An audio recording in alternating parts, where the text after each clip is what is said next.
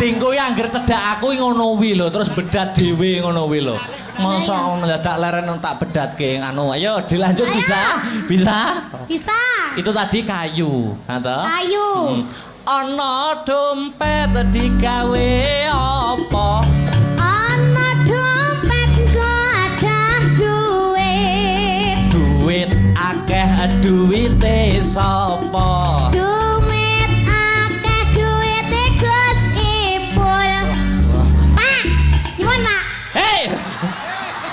Kok apa-apa Gus Ipul le? Mumpung Iya. ning ketemu beliaunya kok ya. Kok ketemu Gus Ipul sing diapi-api ya Gus Ipul soalnya sing nimbali ya Gus Ipul.